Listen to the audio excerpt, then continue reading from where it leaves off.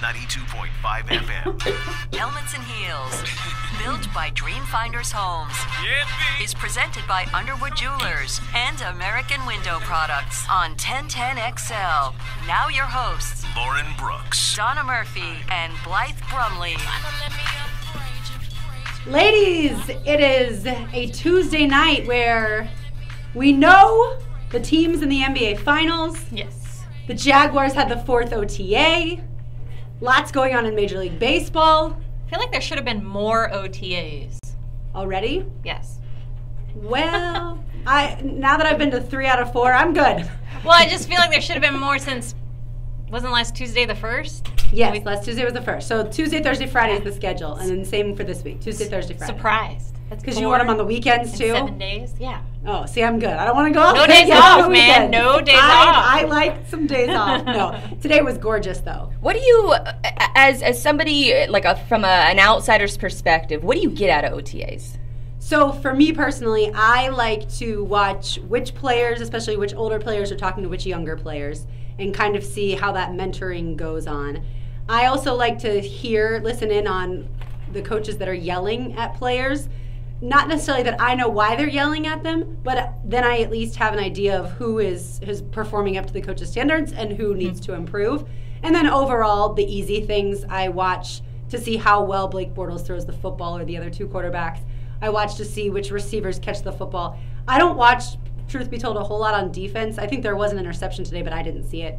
I wasn't out there for the whole time. But so I don't really watch much on defense. I watch more wide receivers, running backs in the kind of team drills. And then I try to forget everything that I saw because we can't then discuss it on air, and I don't want to break the rules. But overall, like if you went out there, Blythe and Donna, you would watch a lot of position drills, individual drills, and you'd be like, okay, this is boring. And it is. Well, it's not boring, but it's not necessarily valuable for us. I don't know what to look for in that type of stuff. But I think you can see the power of certain players, the speed of certain players. Those are the things that jump off the page to me. Now, certainly the coaches would sit here and tell you, wow, I was able to see, and then list 100 things. Which is why it's so impressive to me that they can go out there and learn that much about these guys and be able to make their decisions for cuts. Speaking of OTAs, one cornerback showed up today, AJ Boye. The other cornerback, Jalen Ramsey, still a no-show. I saw today he posted on Instagram something about an event happening this Saturday and Sunday in Tennessee. So my guess is my guess is he's not going to be here at all this week. Last week we said, okay, it's not that big of a deal. The two of them are not here. What do you think now that one showed up and the other one didn't? It still doesn't bother me at all. Football has become such a 365 days a year for the fan perspective that we have to sort of remember that these guys deserve to have their time off too. And it's still, OTAs is still voluntary. Even if it's something that, you know, they highly suggest that you still show up, it's still voluntary. And so I have no ill will whatsoever, because you know a player of Jalen's caliber is going to show up ready to play whenever he's required to do so. Yeah, I agree. I got no problem with it. I could see where Coughlin might be like steaming, you know, like I know it's voluntary, but you know what Coughlin time is, and that's not voluntary. So it doesn't bother me. It would bother me if it was a few other players, like a rookie. Well, the rookies have to be there. Yeah, but a few other players that haven't been up to par. It would bother me if Miles Jack wasn't there. Not that he wasn't up to par, but he needs to step up further this year. So stuff like that, but not Ramsey. See, to me, the one thing that I take away is Jalen Ramsey, while we know he wants to be the best cornerback in the league and wants everyone to think that, fine. But I'm not getting a sense of leadership from him because of the fact that he is one of the best players on the football team, if not the best. And he's deciding that his time is more important than team time. So I think leadership-wise, that's what he's showing to me, is he's not necessarily either ready or willing to be a leader on the football team, because the leaders from last year are out there right now, especially on the defense, like Calais Campbell. I don't know that he'll ever be a leader in the sense that, you know, like Paz is a leader or was a leader for the Jaguars. You know, Blake Bortles, to a degree, is a leader on the offense. Calais Campbell, Telvin Smith, these are the leaders of the team. To me, Jalen is almost has like a wide receiver personality where it is going to be all about him. And that, as long as he's playing well, as long as he's showing up up, ready to play, which I believe that he will, then I have zero problem with him not being a leader, or being a leader in a sense of his play on the field establishes him as a leader, not necessarily his personality or if he's going to get along with the guys or even with the media. None of that matters to me. Your play on the field on Sundays in the fall is what matters. Yeah, right now he's not doing this because he's bitter and he's holding out. We'll see how that goes when his contract is ready to be renewed and he's set to be paid, because then the feelings I have right now might completely change. Well, and AJ Boye today said that he thought about going up to Tennessee and training with Jalen and his dad, which would be a hilarious little those two should TV have Hard show. Knocks. It shouldn't be the Browns. Who wants to watch the Browns? It should be just Ramsey and his dad. That's who it should be. That would be fantastic. So it's funny, or at least interesting to me, that Boye even thought about skipping and training with Jalen. The other part that was interesting today is AJ Boye said he learned a lot from Antonio Brown at the Pro Bowl. Brown showed him some things, gave him some tips. If I'm Steeler Nation, I'm probably going to myself, why are you giving AJ Boye tips when they beat us twice in our house? But that's neither here nor there. Pete Prisco put out a column today. It's 100 days until NFL kicks off. And so he had one burning question for all 32 teams. The one for the Jaguars is not a question about Blake Bortles, which I feel like most generic articles, it would be about Blake. But Pete's question was last year an aberration, or are they built for the long term? Donna, I'll start with you. I mean, it's a fair question to look at for the Jags this season. And where I agree that I think Coughlin has them, and I say Coughlin because I feel like he's the one that has made the decisions more based on the draft this year. I think he is in process of building them for the long haul.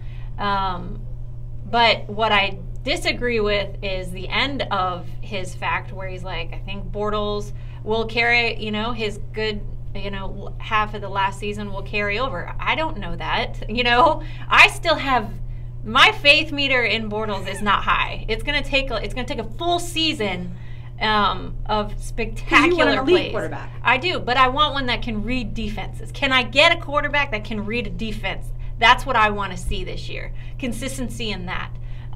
So I think they're built for the long term. I don't think it's just a one-off. Yeah, it's definitely, it's one of the youngest teams in the league, and what you witnessed last year is a team coming together over the course of the season after they had the horrible offseason, and even in Brandon Albert August is what I like to call it, when they had that debacle with him, and it left many fans questioning that this was going to be another gong show season, and to see them slowly come together over the season and to see Blake Bortles gain that confidence, not just within himself but from his teammates, I think that you're watching a young and up-and-coming team that is ready to prove that they're not going to harp on this whole excuse of Miles Jack wasn't down, and I agree that he wasn't down during the AFC Championship game. I have officially muted that term on Twitter. I've muted it in every single possible way. I'm sick of seeing it. Well, understandable from your point of view. It was Doug Marrone, head coach Doug Marrone was on Pardon My Take, and he was talking, and they asked him that, was Miles Jack down? And he said no, and he sort of hinted to the fact that he doesn't want his team to live and breathe in that moment. And so what you've seen this offseason is him sort of saying that we're going to start this at the ground level again. You have to earn your stripes again. And I like that mindset that they're taking, because we can't leave. Yes, it was surprising that we got to the AFC Championship game last year, but that was last year. There's new goals this year, and you have to refocus, and you have to keep your eye on the prize. And I think that that's what this coaching staff has taken with them this offseason. We'll see if it translates in the regular season. If the Jaguars have the defense that they had last year, and obviously they're expected to play just as well, if not better, if they don't get injured. Right. But they have a little bit more depth, I think, this year, thanks to the fact that they did draft Taven Bryan in the first round. But then, if the Jaguars continue with that and then continue with the running game the way they had it last year, but it almost even improved the passing game a little bit, then the Jaguars are built for the long term. You're talking about a quarterback who's fairly young, entering his 5th season. And if you have a stout defense with some weapons on offense, and the Jaguars, in my opinion, upgraded the offensive weapons this past offseason, then you're absolutely built for the long term. I don't think you have to have the elite quarterback to win the Super Bowl. To me, that's what the Eagles proved last year. Do they have an elite quarterback? Absolutely, in Carson Wentz, or at least could be elite. But that's not who won them the Super Bowl. It was Nick Foles, and it was a fantastic defense that was able to prevent the Patriots from winning. So to me, the Jaguars are absolutely built for the long term. Is there still a little bit of question at quarterback for a lot of people? Absolutely. There's a small camp of people who I think would step in front of a bus for Blake Bortles. And then there's the larger percentage who say he's got to prove it. Yes, he had a great postseason, but he still has a lot of proving, to do because of the inconsistency, because of the fact that there were a ton of interceptions the past few seasons. But overall, take Blake Bortles out of it, put in a different quarterback, and you still have a fantastic football team. I mean, he's not the worst QB in the league, that's for sure. It's not, what they like to joke about in the mornings with, what's his name, with the crazy laugh. Sims. Yeah. He's not. I would definitely take Bortles over a ton of quarterbacks in this league. I just want to see a full year, a full season of consistency. And I think that's what you'll see with him, because he's really taken, like right before our very eyes, he really has taken that I don't want to say that man step, but like that pro step that athletes need to take. It's either you're going to settle for being a backup quarterback in this league, or you want to take that next step. And I think it goes without mentioning that Tom Coughlin really has had an effect on the leadership and the mentality of a lot of the guys on this team. And I think Blake Bortles is one of those guys that this was his chance in order to prove that he belongs as a starting quarterback in this league, and he proved it all last year, and he's got it, and I think he's on his way of proving it this offseason too. I think a lot of credit also needs to go to offensive coordinator Nathaniel Hackett. I think last year he was able to kind of pull moves out of the hat, rabbits out of the hat with the moves that he made, because he was losing his best wide receivers. At times he didn't have Fournette. The offensive line had to shuffle a little bit due to injuries. So I think more gets made out of this whole Blake Bortles thing, but really he didn't have a consistency when it came to offensive coordinator until this past kind of year and a half, and now you're able to see him blossom, and I do think he has more weapons. All right, we're going to get into a little NBA and Han Solo. That's coming up next. You're listening to Helmets and Heels, built by Dreamfinders Homes on 1010XL. 1010XL 92.5. Check my look, dude. $7.50 for your live spot. Okay, thanks. I was just about to text her and ask her.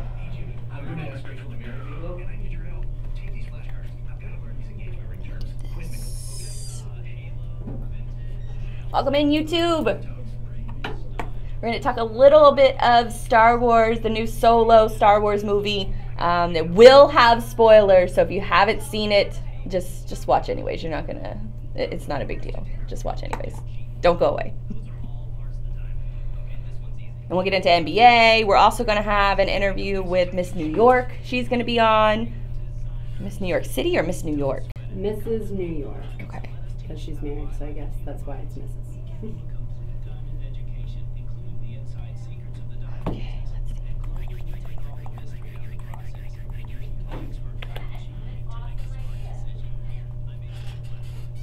Who's she talking to?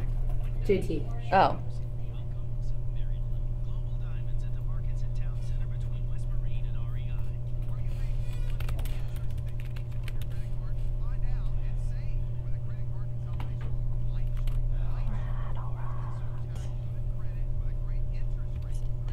So you can do this segment however you want. So we have time. If we don't do NBA, if you want to follow along, we can do NBA in that 8:18 to 8:32 segment too. We have plenty of time. Okay. Because for here I have Han Solo or Shad Khan on the landing. Yeah. But do it however you feel like it.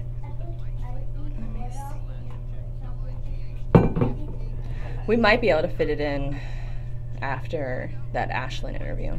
Yeah, that's what I said. Yeah, between 8:18 and 8:32, Oh, okay. we have plenty of time in there. Did you bring me one too? I got one big. You only have one? Yeah. Well, I got a lot of these, but Not a lot of those. That's okay. just one. Hit the shit with invention. That looks so good. I like your pajamas. Thank you. Jaguars, Jaguars, Jaguars. Boo Patriots. Let's see. When Donna and I did the 5K, he got a balloon sword and then he put it down and we did our 1.5 mile loop and we came back and his balloon sword was gone. And the DJ was like, I'm so sorry. I thought it was right here. Well, as it turns out, the balloon sword had floated away a little bit, right? It was windy. So it was so cute. He runs and gets his balloon sword. Runs all the way back to the DJ to say, it's okay, I found it. You don't have to feel bad anymore. It was so precious. Like, he cared about this man he'd never met, like, worry about his sword. It's cute. And that he did. Cute, cute. It's funny, the other day, we were talking about, I lost all you're saying my something, numbers. I'm like, wait, are you lying?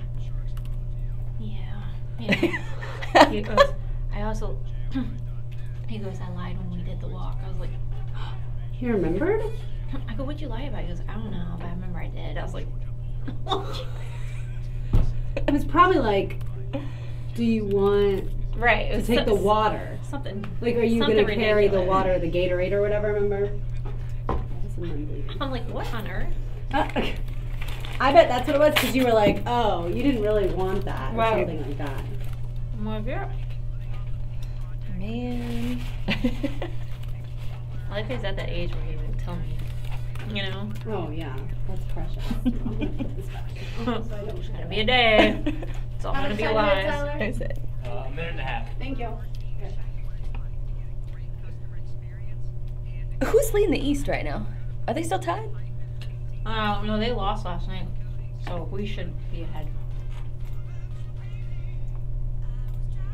I do like that Houston logo. MLB.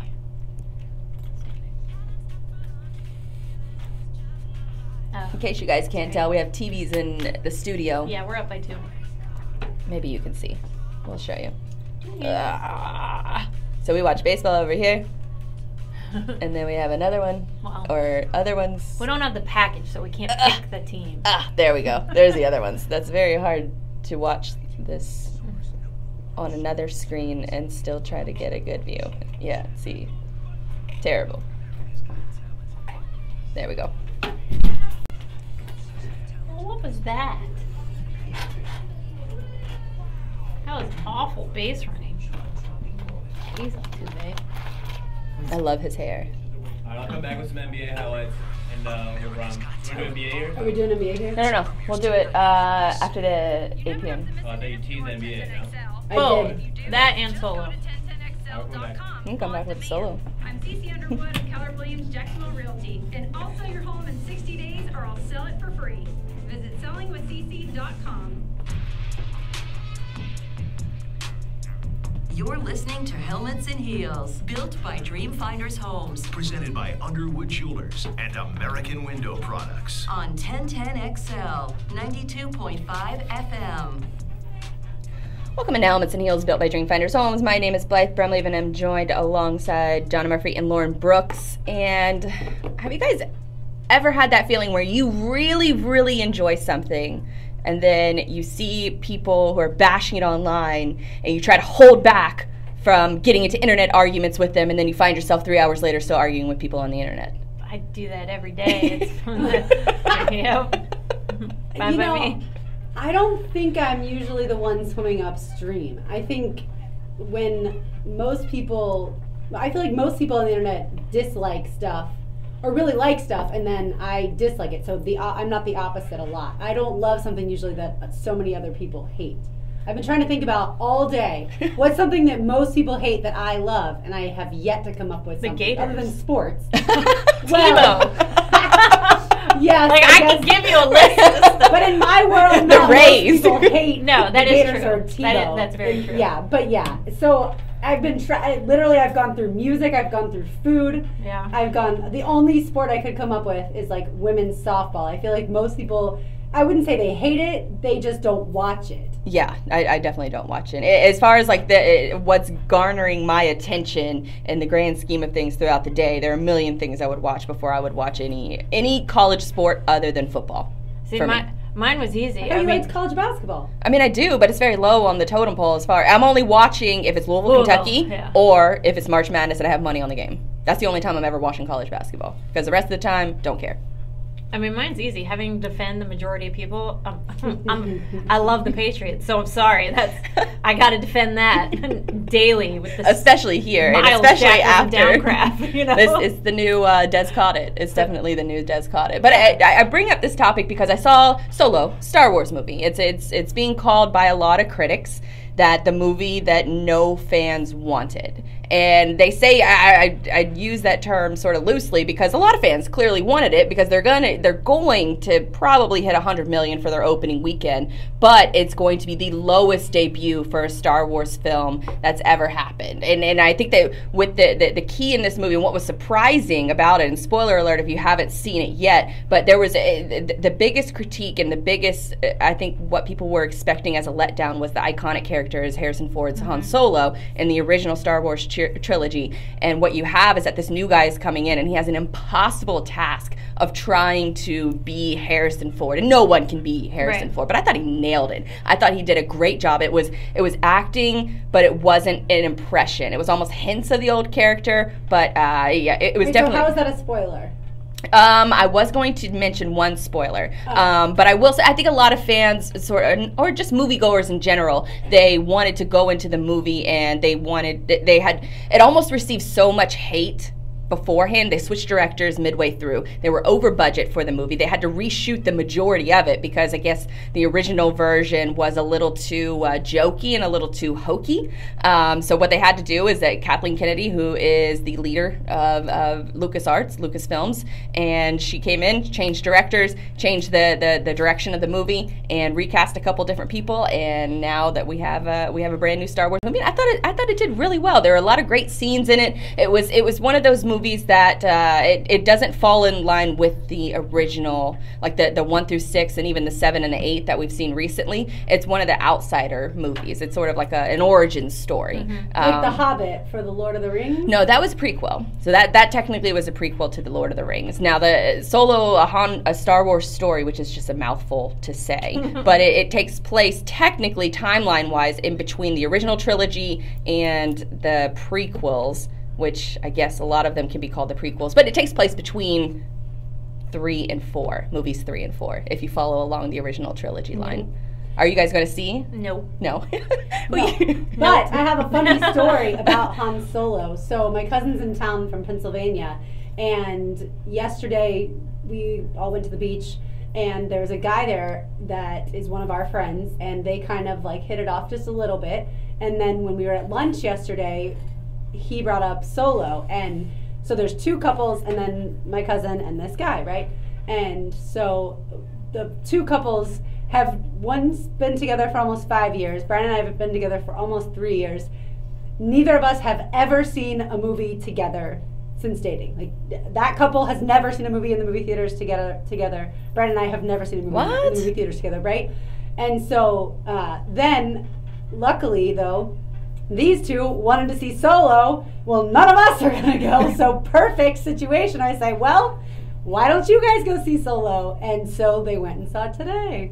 So when I get home, I will find out if they liked it or not. Well, because I would say that you don't, for me, this film, and it attracts the diehards, because the diehards are always going to see every Star Wars film, no matter what. But there wasn't, you didn't have to know the Star Wars backstory in order to enjoy this movie. One of my best friend, Bree, she showed up with the movie, on a whim, came to the movie with us, and she thoroughly enjoyed it. And she's never seen a single Star Wars movie. And so for me, this film really appealed to the diehards, and then it also creates sort of like a bridge for these new fans whenever they're watching, because there's certain scenes in the movie, and I'm not going to give away the really big one, and if you've seen this movie, you know exactly what I'm talking about. But when you see that scene, or you see the Harrison, or the Han Solo character, it might point you in a direction to watch more Star Wars films. And I think that that's what this movie did. Even though it was a lot of hate going up into it, and I had very low expectations, especially sort of idolizing Harrison Ford that I have in my entire life,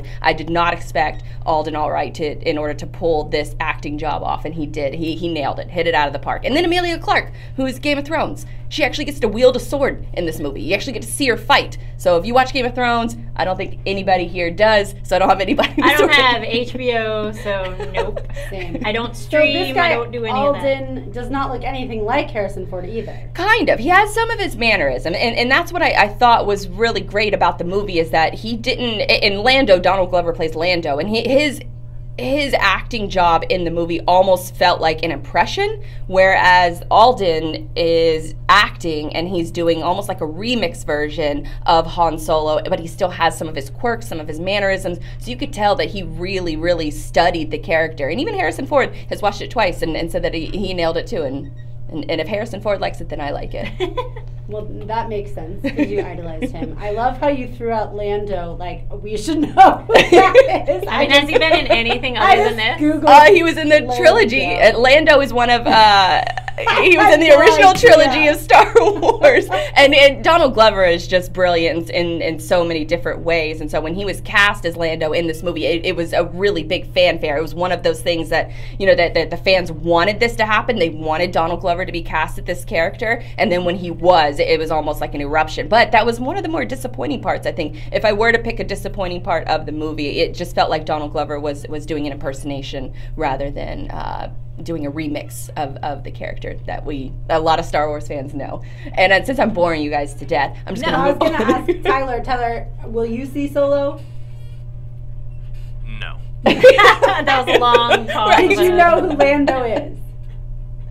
Is that short for Landon Donovan? Right? That's what. Well, so the funny story that you told, I thought was so going to be about, I heard all these people talk about Solo, and I was like, what's up with Hope Solo? Like, I thought, that's where you were going. Well, it was told to me with Han Solo, so that's how. Had it just been Solo, do you want to see Solo? I probably would have thought, honestly, of like a Solo cup. And when I saw I had all of these notes written out, almost like I was doing like a Jaguars pregame coverage for this damn movie. And as I'm going through all the notes, and then I see your email about it, and it says Hans Solo with an S at the end of Han, I was like, I need to scale this back because it's Han Solo, not Hans. I was like, I can't go this in depth with this movie review. No idea it was Han Solo. Yeah, it's Han, H-A-N, and then Solo. Well, at least I got the H-A-N, and I'm, obsessive compulsive about spelling and getting things right. So I'm glad I know in case I ever again have to type it out.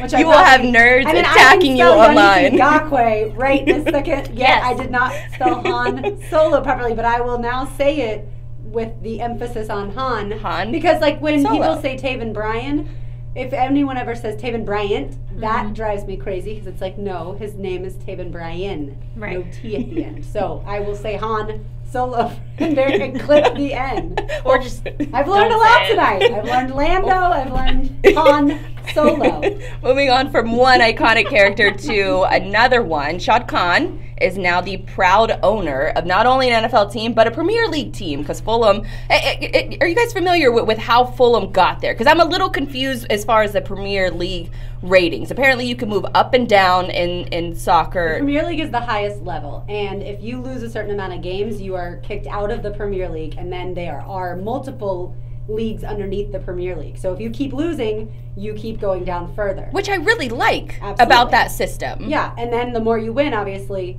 the better off you are. You can move back up. And Fulham had this one game on Saturday if they won, they would be able to get back into the Premier League. And so Brian's a big Premier League fan, so he explained it to me in simple terms. He said, basically, Shad Khan may have made something along the lines of like $80 million with that win. Now, he wasn't being specific with the figure, but something along those lines is how much more money he made just by having a team in the Premier League because of obviously all the TV dollars that go through. Well, I saw the money, it was $125 million. Okay, so even more than the 80. Yeah, he was just throwing out a figure just so I had an idea of what we were talking about because I thought it was like a couple million.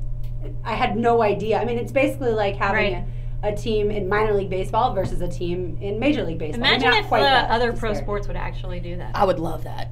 I would love it so much because it would Browns force would teams. not be Browns in would the not, NFL. no. But then again, the Jaguars might have fallen out of the NFL, and we Yes. wouldn't have wanted that. And they would have got in last year. Right. So Correct. they would have bumped Although up. it may have taken, depending on how many leagues there, Right. it may have taken more than last year. But it's sort of with Shad Khan's success here in Jacksonville. I mean, I could run down the list. He's got the Laura Street Trio, the buildings that he purchased downtown. He has the shipyards that he's trying to get that project off the ground. He's already done massive stadium upgrades with Daly's Place and the scoreboards, the U.S. Assure Club, the pools, and all kinds of other upgrades just for the fans. And with him now owning a Premier League team, I think it solidifies him as one of the best owners, if not the best owner in all of sports. Because the best part about him is not only does he have the money to back him, but he stays out of the football business. And I think and that's where he finds ultimate success. So you have a guy like Jerry Jones who has a lot of money and he has a very loud vocal voice, but he's very heavily involved with the franchise, almost to their detriment. With Shad Khan, he stays back and he lets the football people take care of the football of the football operations. And to me, that's a sign of a great leader, is to trust your team to take your investments to the next level And put the right people in place so that you can trust them. Exactly. And it sort of leads me to my next question. Do you have a favorite company leader, and who is it and why? Well, I'll give the example of this show right here, and I'm not brown-nosing. I'm just going to say, so obviously between the Jaguars, Hussein Naki, and then our general manager, Steve Griffin, they had wanted an all-female sports talk radio show for a very long time. And it eventually worked out to where we started, obviously, the three of us and Jessica Blaylock, who covered the Jaguars. And I feel like they really had to go out on a limb to put our product on there because it had never been done before. And you don't necessarily know how it's going to go over with what's a primarily male listening audience, male demographic. So the fact that they A, entrusted us to be able to do it, and B, not just entrusted us, but also heavily promoted us, I feel like that was a move that was bold, but also genius. I mean, that sounds like I'm, Bragging. giving us bragging and giving us like extra, But pats on the shoulder. But I would. But I mean, I do think that a lot of great things have come with that. I mean, look at the people we've gotten to interview through the show, the stories we've been able to tell because we have an outlet that the other shows don't necessarily. And a lot of the other focus on. stations have copied our interview And style. certainly, I don't notice. And there's a great, but what's been awesome is we've seen lots of women, I think, get into more of the radio side of things versus TV, which is a huge industry that women had not really tapped into. I'm not saying it's because of us, but it's because of people like that who had the audacity to say, I'm going to put women in there and they're going to talk about sports, and instead of people laughing at them, they're actually going to listen to them. I think I would pick, I would have to go Theo Epstein for the fact of what he did with the two clubs that had the longest drought, turned it around young but brilliant.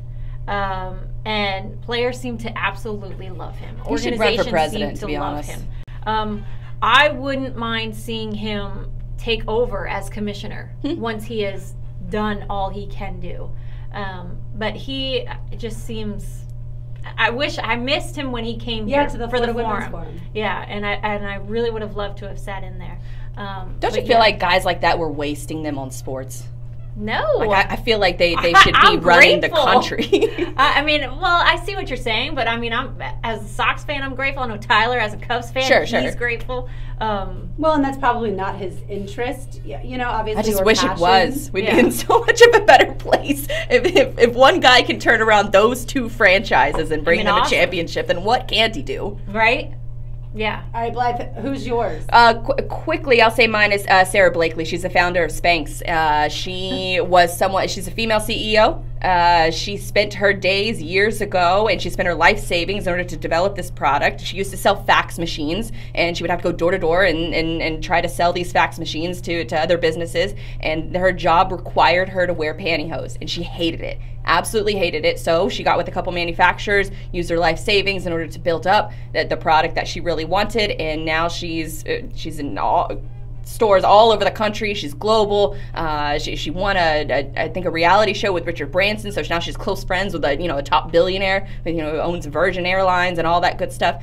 So she's somebody that I really look up to as like a career woman wise, because she was one of those original women 20 years ago who refused to say no and wanted to carve her own path. So I really look up to someone like that. There's another reason why being on radio is great. We don't have to wear pantyhose. And we definitely don't have to wear Spanx. No. I love both of those things. Well, pantyhose? Yeah. They suck you. I mean, they suck you up, and Beyonce. Fun fact: she performs with like 6 pairs of pantyhose on. Well, see, there's a difference between tights and pantyhose.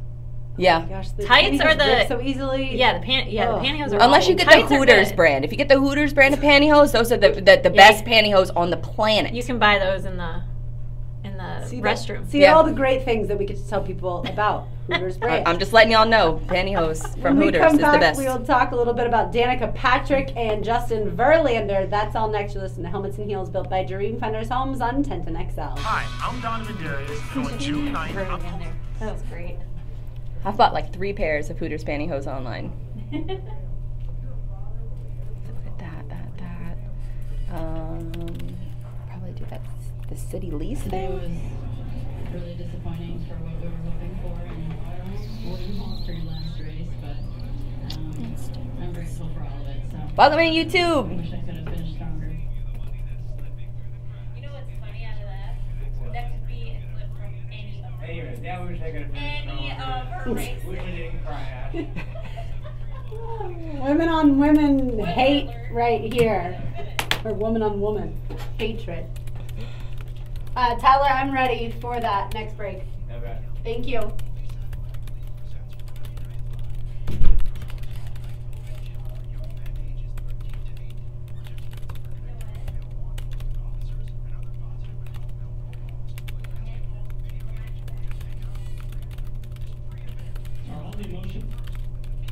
Are all the emotions you're dealing with specific here to Indy, knowing that how much of a difference that made in your career, and now that you're looking at an entire career that's wrapped up?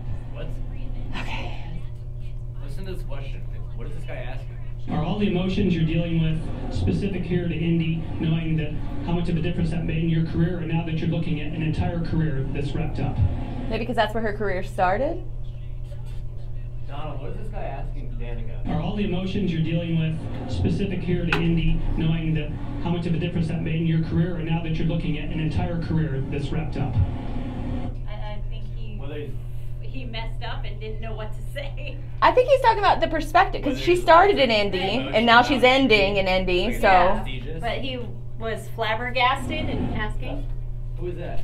Is it Rock? Probably. He probably just The Rock froze. was my favorite wrestler. Right? I love The Rock. Is he your favorite?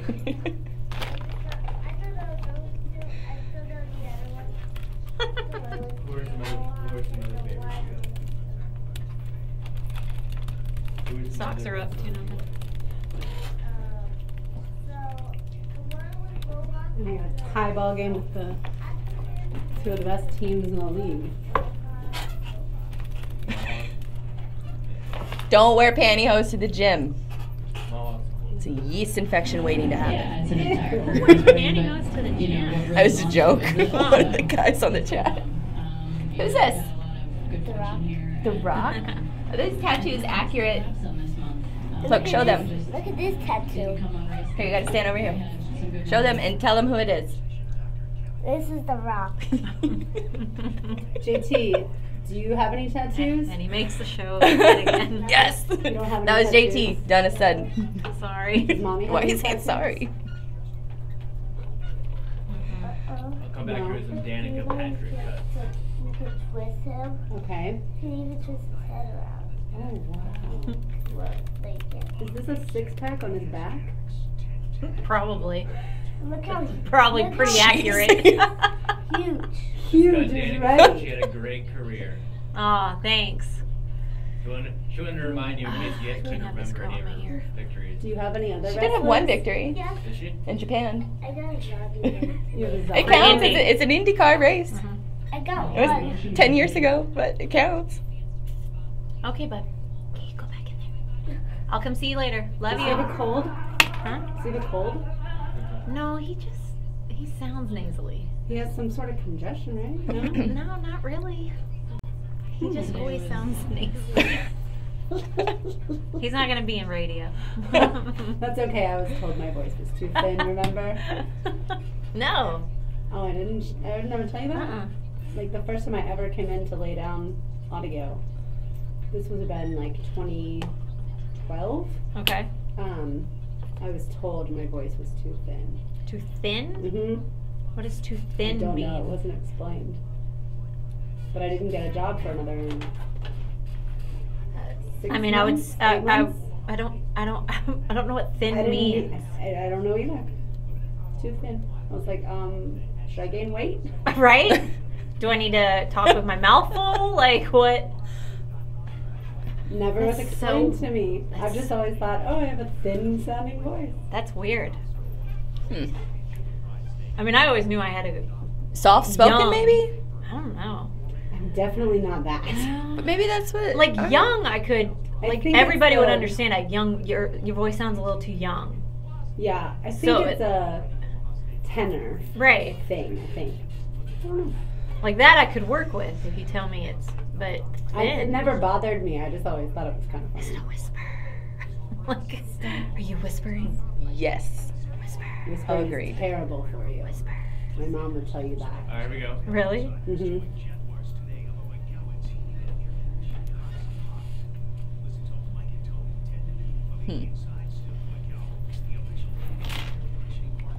Jacksonville Jaguars. Palace and Heels, built by Dreamfinders Homes. Presented by Underwood Jewelers and American Window Products. On 1010XL, 92.5 FM. Today was really disappointing for what we were hoping for and what you want for your last race, but I'm grateful for all of it, so wish I could have finished stronger. Are all the emotions you're dealing with specific here to Indy, knowing that how much of a difference that made in your career, or now that you're looking at an entire career that's wrapped up? Yeah, it's an entire career. I mean, but, you know, what really launched it was this, so it's both of them. You know, I've had a lot of good fortune here and did still have some this month. It just didn't come on race day, but we had some good moments. If we took out the part where Danica said what you want for your last race, literally that post-race question could have been used for any of her races. Except for Wish the I time she could have won. finished stronger. Yeah, that was, how many years ago was that? But still, she won. 2008 IndyCar in Japan. My point is, Danica is done. You know? Why do you dislike her so much again? Besides the fact that she is not a great racer. Because when when you look at a female, so easily. Yeah, the pant.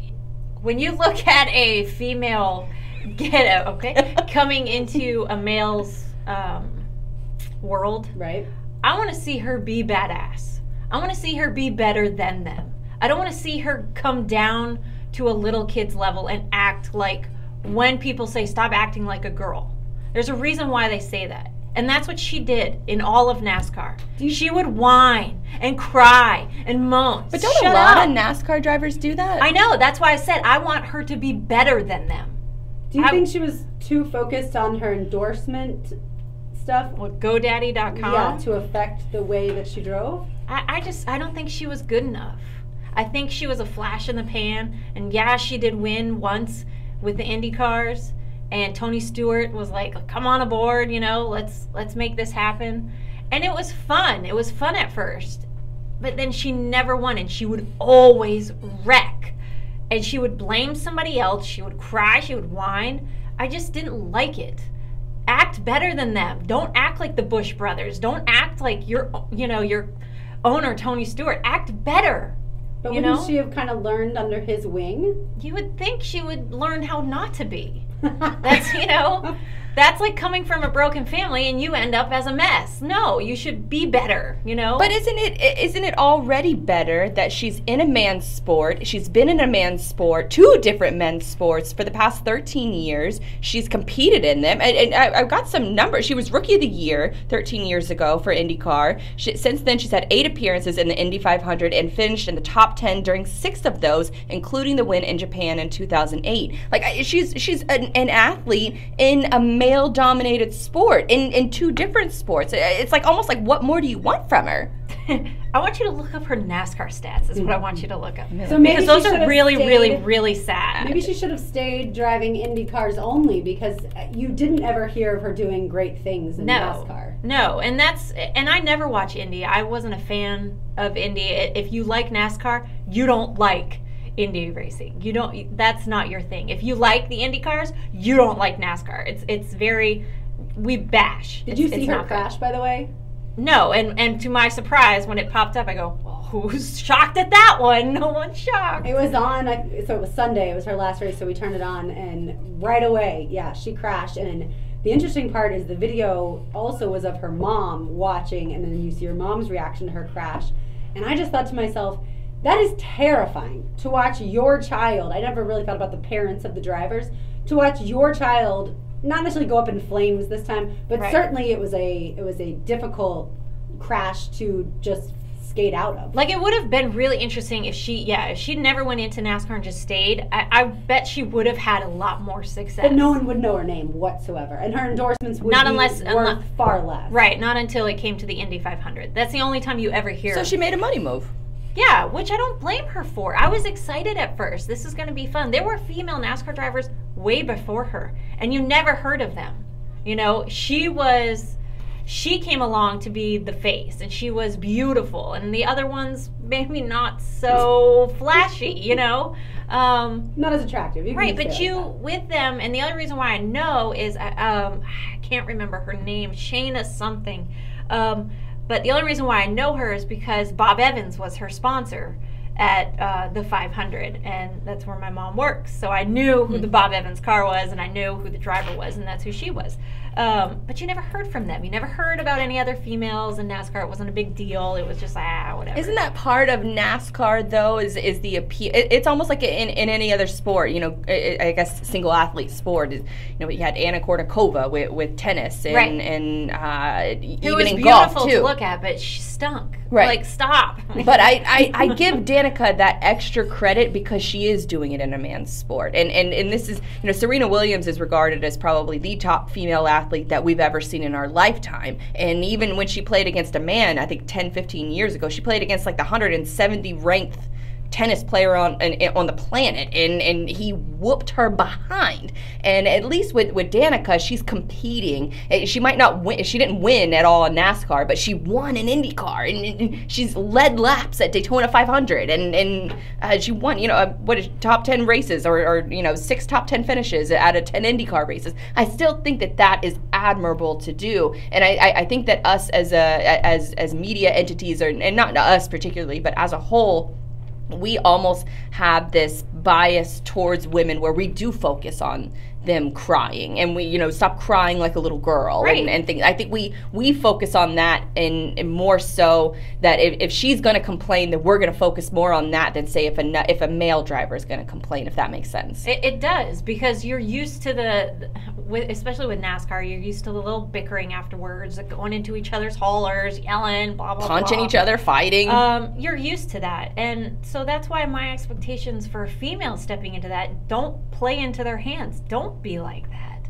Be better than that. You don't need to act like them. Just because they act like a bunch of children doesn't mean you have to. But isn't that part of the drama of NASCAR? And again, I'm speaking from someone who watches. It kind of is. None of it. I mean, it's fun to have the rivalries. That's what you need, you know. When Senior was alive, he was the obviously the intimidator, but also the instigator with a lot of stuff, you know. And then Tony Stewart came along, and he was. And now you have the Bush brothers, who are just giant A's, and nobody likes, you know.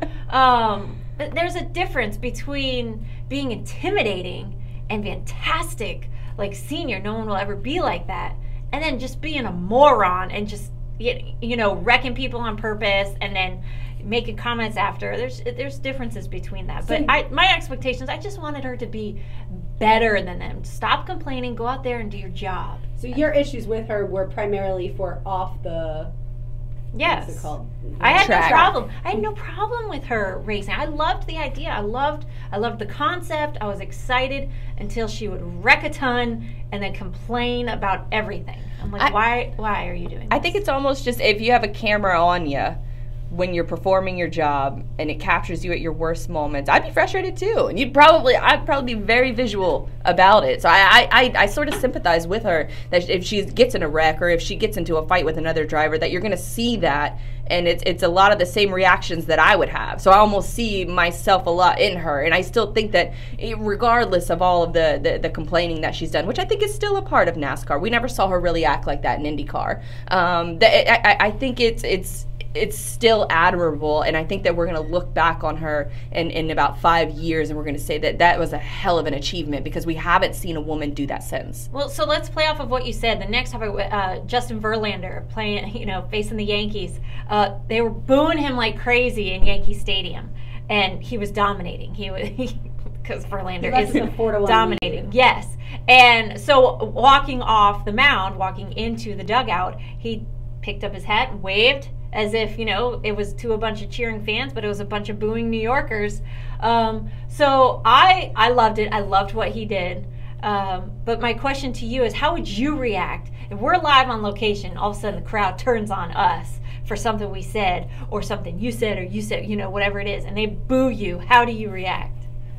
I've been prepared for it to happen before. The time that we did our show at a Dreamfinder's home, and we got into the anthem conversation, I fully expected there to be a few people who completely disagreed with us, and not necessarily booed, but were ready to start kind of yelling and being like, you're wrong, as we got into that conversation. So I feel like I mentally prepared myself for kind of the worst with that particular situation.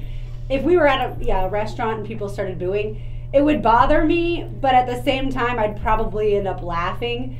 Because at the end of the day, I still have the microphones, or we still have the microphones, and they don't. So we get to, still kind of have the last word or have the last laugh. I feel like I would thrive in that moment. I feel like you would flick them off. That would be one of the things. I'd probably invite them to the conversation. There'd probably be some hand clapping, some finger waving. It would get. I'd get a little hostile pretty quickly. But I love, like in this situation, Verlander's being booed because he's so successful. So he's living it up, right, with his tip of the cap to the fans. And it doesn't normally seem like his personality. Like, I don't think we've ever seen anything from Verlander like this. Not that I recall, but he was not even buried in his Detroit days. Yeah, either. in Detroit, so I don't really remember a lot going on there. That team wasn't good enough to really. They were at one time. Focus on. Yeah, Verlander a while ago. But see, if we were doing our show, let's say, and there was a huge Steelers contingent, and we started talking about the Jaguars, and they started booing, right? Like similar to this situation where our team is the one who's victorious or has been. I think I would love every second of it, and I would feed off of it. I would absolutely love that. If they were booing because we were getting things wrong, that's a completely different situation. Yeah, and we brought that on ourselves. Absolutely. Yeah. I will tell you, we went to Safe Harbor on Sunday, the rainy day, for lunch, and as you know, Blythe, there's always a long line, right? It's terrible. Stop going there, people.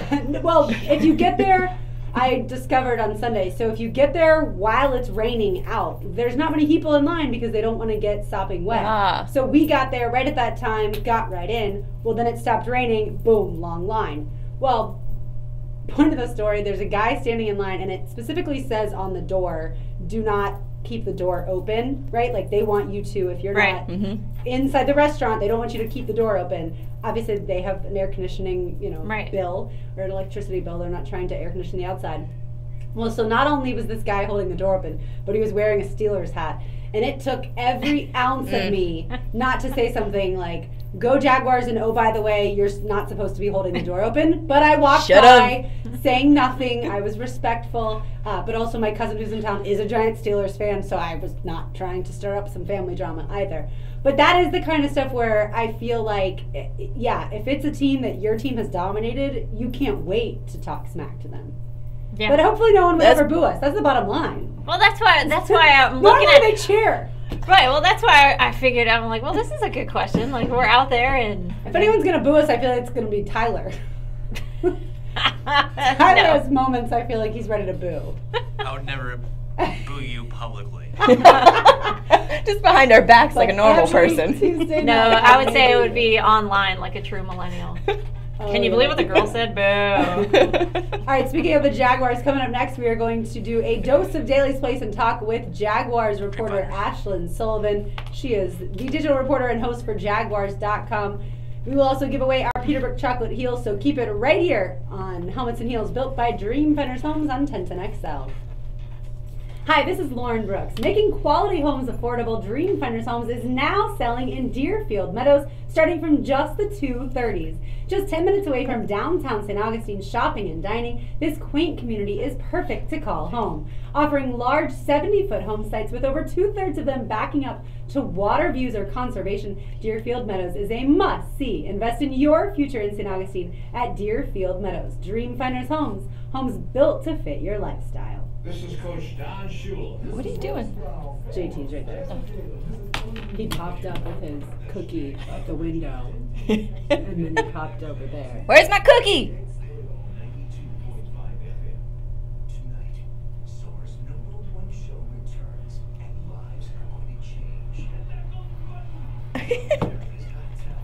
Is he leaving little things by the door? I think he's staying. Yeah, he's throwing things underneath the door. What are you doing? Hey guys, welcome in YouTube. If you are new to the channel, we are live here every Tuesday night from 7 to 9 p.m. If you're not currently subscribed, just go ahead and smash that subscribe button. That way you get a little bell that lets you know whenever we go live. We go live every Tuesday night, 7 to 9 p.m. Eastern Standard Time. We're going to get into some more Jaguars stuff, a little bit of NBA talk, LeBron James, James Harden, and then we're going to interview Mrs. New York and talk about her football playing aspirations, and then also, or I guess former aspirations, and then a former military veteran too. And what else are we going to talk about?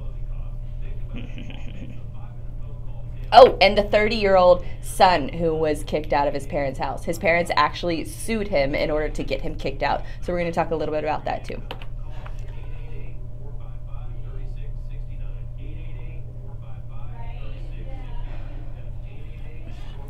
Wonder if she wants to answer any anthem questions, being a military football player. I didn't think about that, but I would. Hello.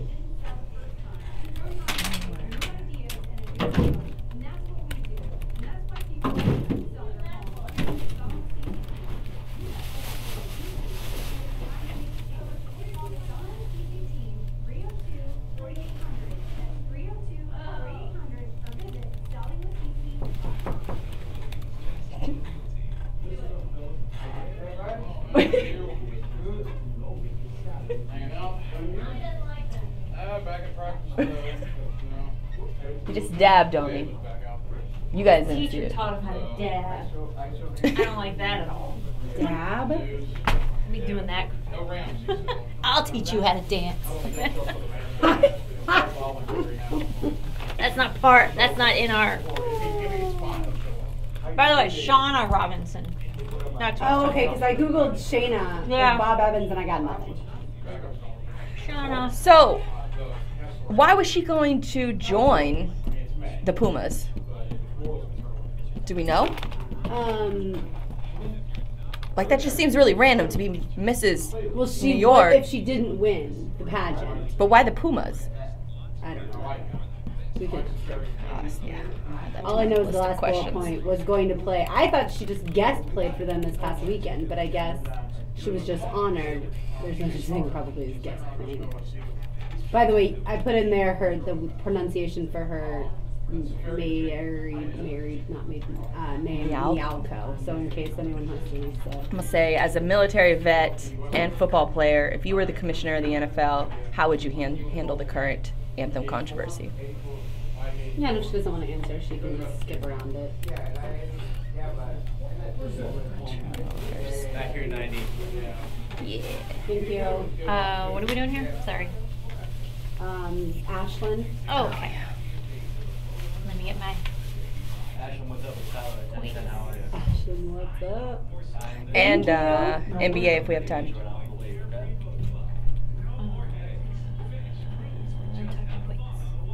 Tyler, NBA here too after Ashlyn. Huh? After, or Dose of Dailies.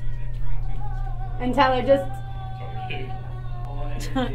text or tell me when you got a song ready. Tell him to be quiet. You have a song ready, or text or tell me when you do. I was just going to play Coming Back. Okay. You want to knock it out then? Wait, what did you just say? He said he's gonna play it when we come back. Knock it out then. Oh, okay. Thank you. What? You're gonna play it when we come back? Yeah. Okay. We can do that Sounds way if you want. sounds great. Little OAR. Love OAR. Also known as Will ask that Alex. By the way, who add got this to it. the Country 500 tickets? Who claimed them? Pablo. Nice. Yeah, he had a client that was asking. Awesome. All right, here we go. Brought to you by Superior Events and Rail, where He quality emailed me matters. right away. You're listening to Helmets and Heels, built by Dreamfinders Homes. Presented by Underwood Jewelers and American Window Products. On 1010 XL, 92.5 FM.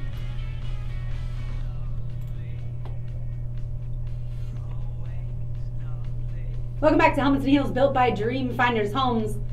This song that you're jamming out to right now is going to be your chance to win tonight's Peterbrook Chocolate Heel. Text into the 1010XL text line driven by Duval Ford.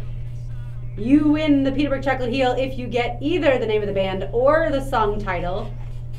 And this band, as you all know, is coming to Daly's Place. That's how we always pick our bands. This is not a hint in any way, shape, or form, other than it's fun for me to just say I've gotten to see this band several times. A hint would be actually this band came to Jacksonville the same year, or the same night that the Armada opened. That would be a hint if someone needed it. Okay. They played the same day as the Armada had their first ever game at the time, Everbank Field, as a matter of fact. Oh, yeah, yeah. All right, time now to welcome in Ashlyn Sullivan, Jaguars.com digital reporter and host. Hello, Ashlyn, and did you know that band, but don't say it? Hello, I did know that band. That's actually one of my favorites. I know it's hard not to give it away. No, well done. And that does not surprise me because I feel like people who go to school in Gainesville have an affinity for that band, or at least both of us did. Oh, yeah. Absolutely. All right, Ashlyn, there's a little bit of a break in concerts. What's coming up, though, as far as what's going to be scheduled? Yeah, so what is scheduled, we have at the very end of July, Destiny Truck Band. And actually, just yesterday, Derek Trucks, who's the guitarist for Destiny Truck Band, was named one of the top 100 greatest guitarists of all time. So that's pretty cool. Awesome. That's crazy. Logic and Poison and Cheap Trick all in one show to wrap up soon. So a little bit of a break here, about a 2.5-week break, but that's okay to get Daily Place revamped up. But you guys do have some announcements coming this week, don't you? We do, yes. We have one tomorrow and then one on Friday for 2 shows that will be scheduled. Can't give it away, but I will say an EDM and a country act will be coming. That's pretty exciting. I know how much we talked about EDM shows. Now, Ashlyn, you've been in Jax for about as long as Daly's Place has been open. What's been your favorite memory with the team and favorite concert at Daly's Place so far? My favorite memory with the team, just I know last weekend they celebrated their 1-year anniversary, but it's probably a recent memory when the uniform unveil came the night of the draft and Daly's Place was packed with fans and they had the uniform launch reveal, and it just was like the energy around it was so cool. And the waiting for the draft pick, and then you had the reaction when Stephen Bryan was selected in the first round. It was just such a cool night, and just how it was so nice that everyone could share it in one place and be so close together. So that was probably my favorite memory. My favorite concert, it's got to be my first one, Zach Brown Band. Nice. That is one of my favorite bands, and they were incredible. And that was right around the time I moved to Jacksonville, so it was a pretty cool memory. I got to be at that show, and I will tell you, Daly's Place is awesome. As long as you're not sitting next to me, because at one point my boyfriend leaned over and was like, I can't hear them over you, and I can hear you anytime. But Yeah, Zach Brown Run was a great concert, and certainly some really good ones are coming up in June. Other than Tedeschi Trucks, who else is coming? We have Logic, a hip-hop act, and then Poison and Cheap Trick. The guys I work with are really excited about Brett Michaels coming to Jacksonville, so I had to look him up, I'm not going to lie. But I do remember the Brett Michaels show on VH1, and it all came back to me. That was such a great show, by the way. It was such a great Guilty pleasure. That's so sad, though. That's how you had to remember who that was. Much appreciated, though. I love it. Right. I love that you can tell us the truth. I appreciate that. How are the tickets looking right now for those shows? All available. I think Logic is the one that's selling the most. I don't think any of them are expected to be totally sold out, but I know that they're still available. Logic is looking to be the best seller out of those three for June, definitely. All right, every single day that there's an OTA, Ashlyn, you are walking off the field and talking to a Jaguars player. 2 questions. 1, is it hard to walk and talk? And 2, what are some of the things that you've learned? It is a little hard at first. We did the system where I would hold the selfie stick, and that just went terribly wrong. I couldn't get myself in the frame with them because they were so much taller than me, and they were sweating all over me, and it was neat. So now we have it better. It's filmed in front of us, so it's going much better. The things I've learned is just how at ease they are with talking right after they get off of practice. I thought they were going to have to regroup and kind of get themselves together, but they're ready to go. And I've also learned so much. I've been walking with the team what goofballs they are. Like today, I was interviewing Marcel Darius, and Telvin Smith and Miles Jack came into the interview and wanted to be a part of it. And I was like, no, guys, not your interview. They were goofing around and really getting involved, the entire team with it. So it's been pretty fun. Who is the who's the most fun so far to interview for you? The most fun. Oh gosh, that's hard.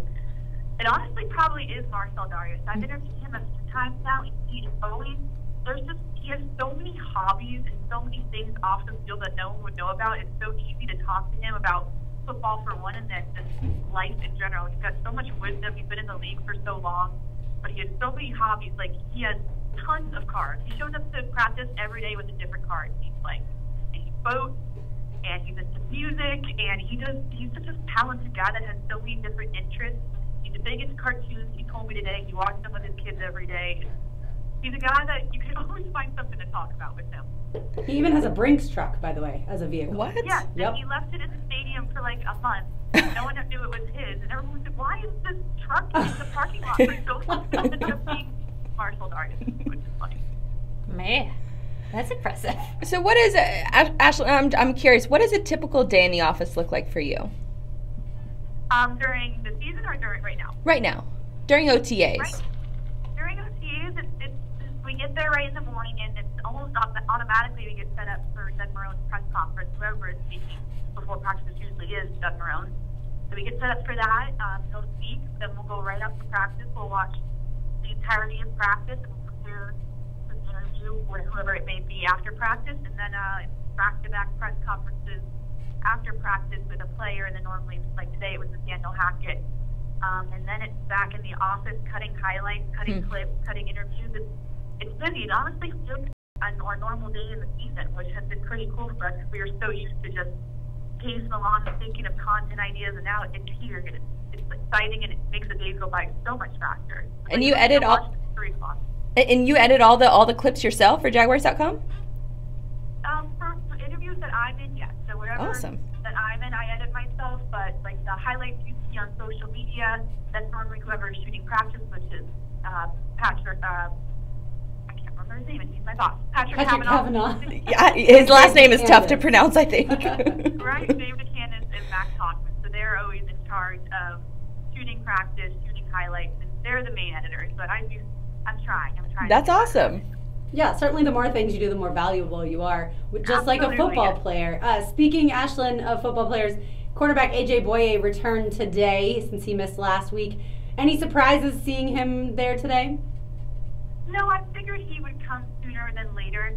I know he said in his press conference today that he was going to come in the next few days and just decided to show up today. He had said he had spoken to Jalen, who was training with his dad, and said no hard feelings. We know as long as he's training, it's all good. So, and I'm sure that AJ was off doing work and not somewhere on a beach. He was working hard at football. So I guess the motto of the team seems to be if you're working, regardless where you are, it's all good. Yeah, and I think that's a pretty good motto because these are voluntary workouts.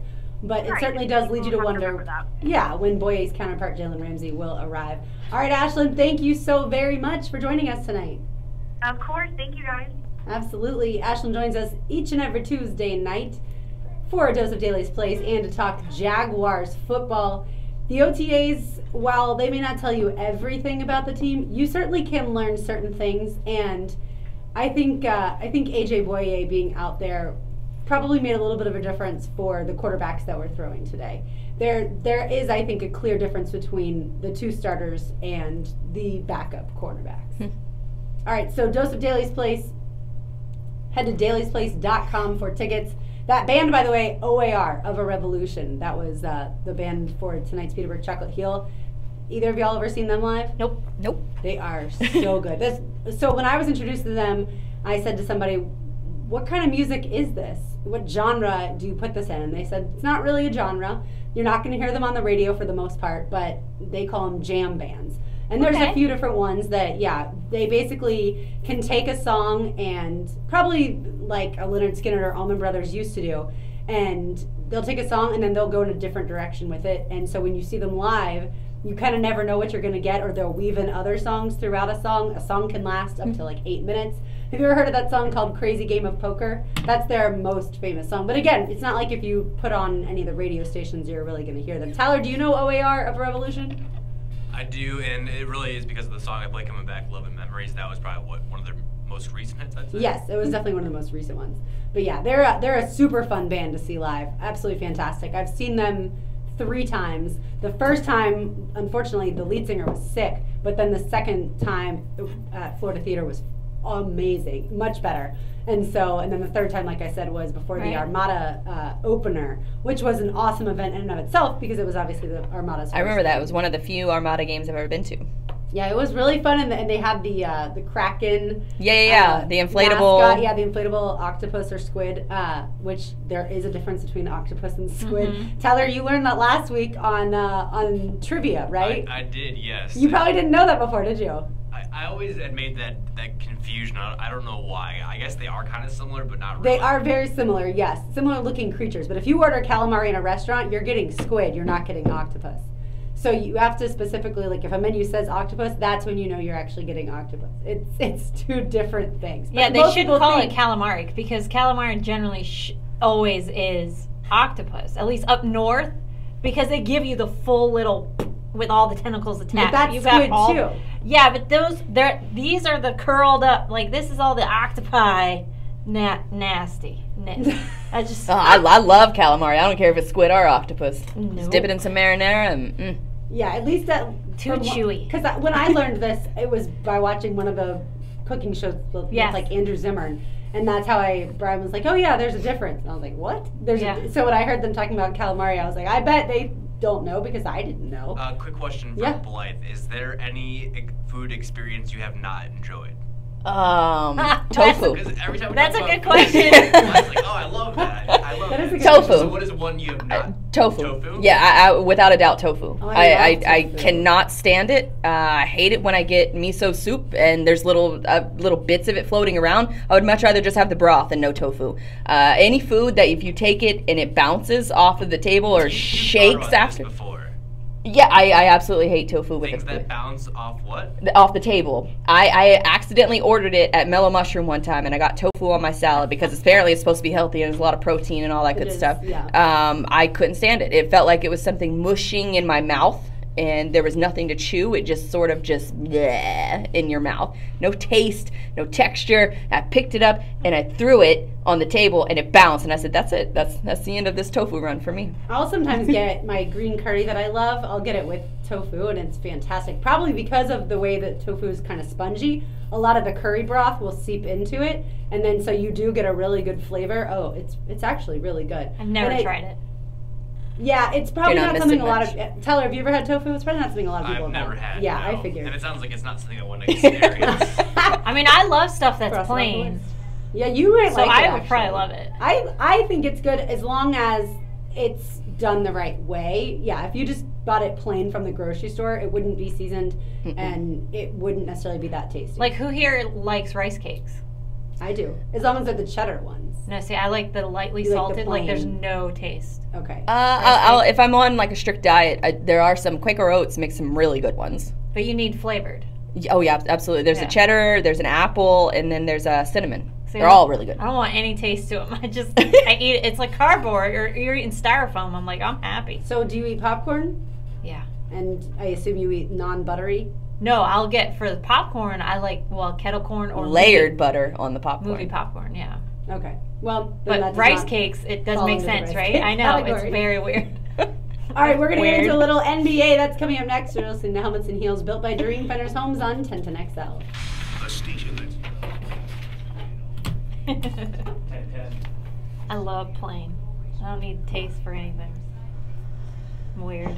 Honestly, I like extra taste. I like a lot of garlic. I like a lot of onion. A lot of everything. My palate don't care. It's not a strong palate, apparently. I like spicy. I like flavor. I love cheese. Definitely love cheese. But I'm telling you, I think if you had it like... So you've got to pair it with something just to make it bearable, so it sounds like by itself it sucks.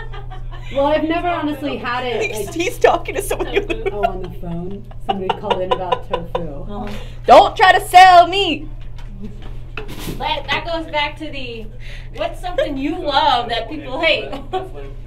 Right? Yeah. What's you're losing the health benefits. The only reason I wanted to eat it is because it was. Frying does make pretty much any food much better. Fried Oreos, Twinkies, anything. So. Grilled tofu. It's actually pretty good. But some people have... Even a lot of vegan options I'm not a fan of. I just want full flavor. I can choose my own stuff responsibly. There are ways to eat responsibly without taking the vegan route. Yeah, it's interesting. Who was it? Malik Jackson almost went vegan, I want to say. I thought I was going to run through like the...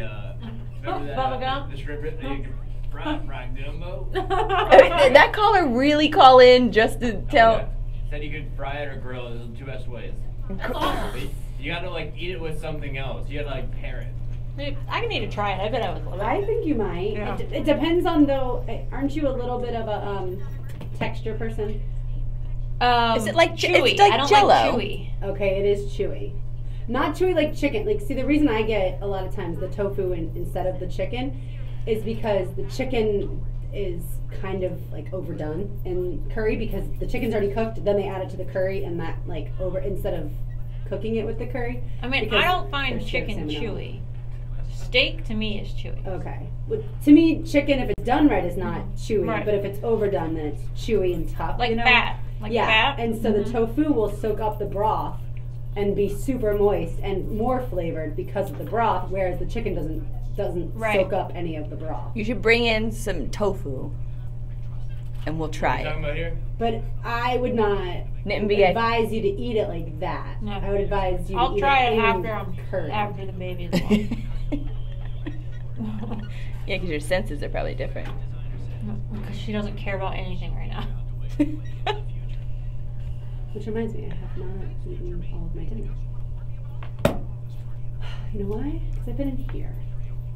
And when you leave 5 minutes at a time, it's difficult to microwave and eat all in the same city. We're going to go back to Cavs Warriors? Back to the... Yeah, we'll go NBA and then we'll do the 30-year-old. Yeah, because when you guys said the question, would you sacrifice the Jaguars Patriots going to the playoffs for your baseball team to win the World Series? I was like, they're asking this question to make me angry. What are you doing? Well, that was my first reaction. I'm like, y'all are trying to make me mad. I thought of it because they talked about it again this morning, how Dan was willing to sacrifice a football win for Gators to win the Baseball World Series. And I was like, oh, that would be a good question. Stop pulling out my costume. That's my blanket. Stop pulling out my costume. No, it's mine. That's my blanket. It comes from my home. No, it didn't. You borrowed it from me. No. Yeah. That's true. That's okay. I'm letting you borrow it. No, I didn't. Love you, buddy. Get out of here. That's my last word. Bye. I've had it.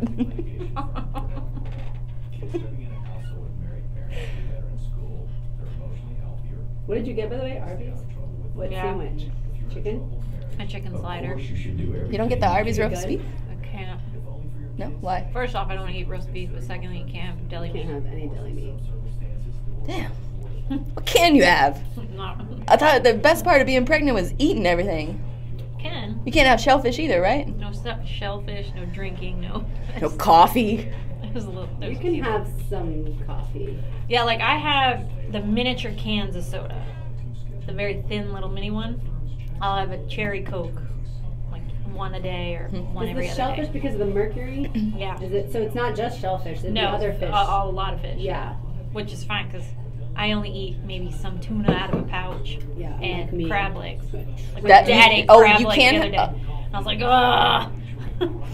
Oh, so you can't have crab. No. Come back, got some highlights here. Thank you, sir.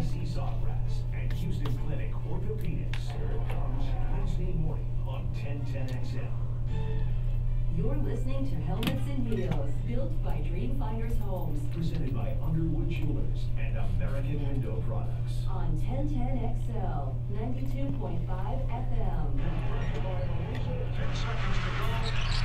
And the Golden State Warriors are on their way to a fourth consecutive NBA final.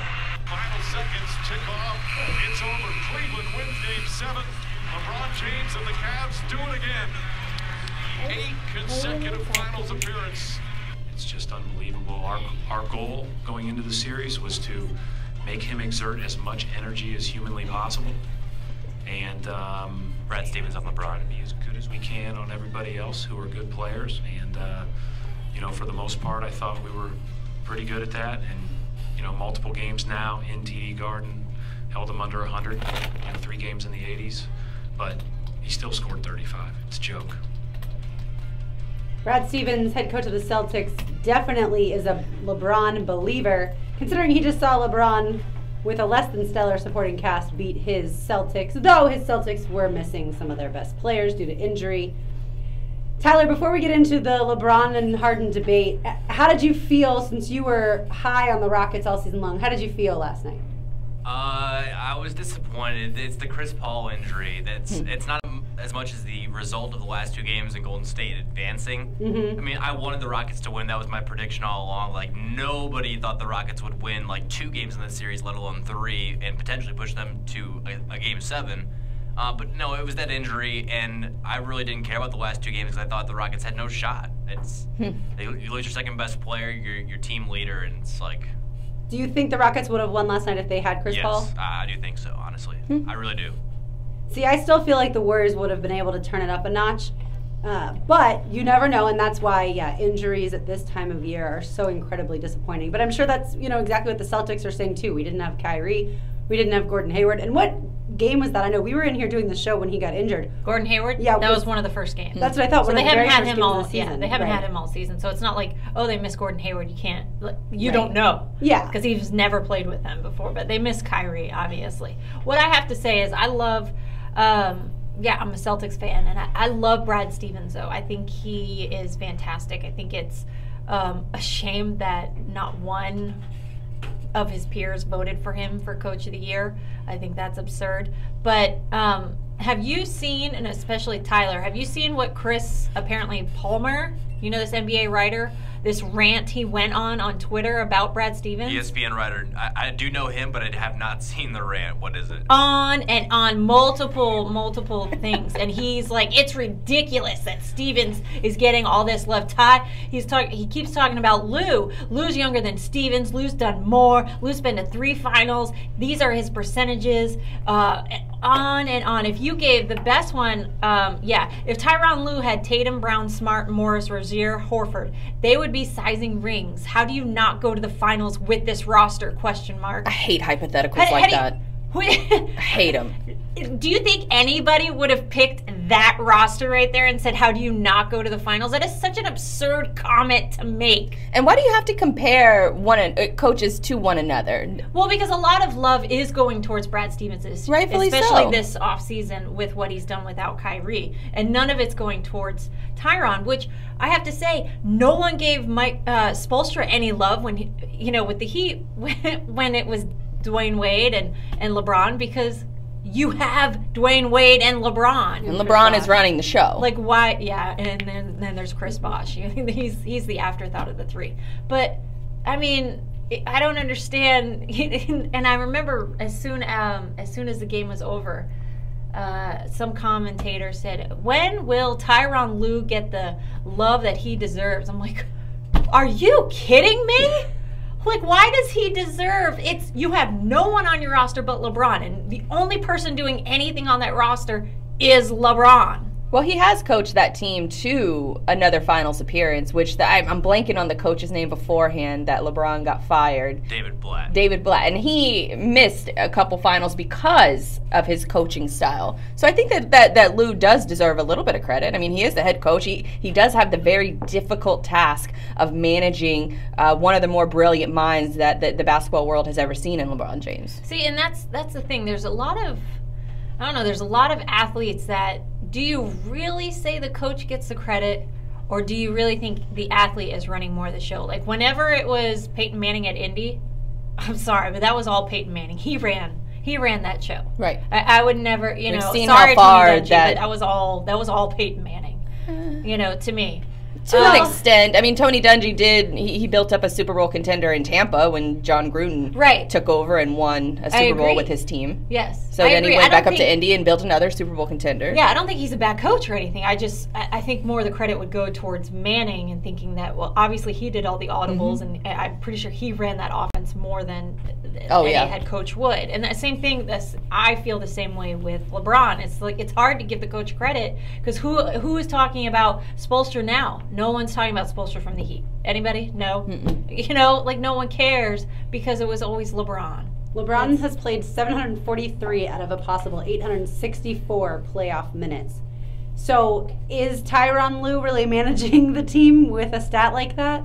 That would be my question. Like, I know part of it is managing the players and the personalities too. And he's managing the timeouts. Like, they had a TV timeout in Game 7, and they came right back, and all of a sudden there's another timeout. Like, you know what that timeout was for, the extra timeout, to give LeBron more time Absolutely. to rest. He played all 48 minutes the other night. Yeah, it was ridiculous. 46 in the game before that. And I agree with Stevens. Like, you tried everything you could do. You tried. The only thing you didn't do was double team him constantly the entire game. Tyler, what do you think LeBron said to Jason Tatum after Game 7? What he said to him? Yeah, you remember how they showed the scene of LeBron kind of whispering almost in Tatum's ear, and obviously he didn't want everyone to know what he was saying. You did this to your team. Hey, Bryce said you woke me up by bumping into me earlier. Exactly. That was the moment.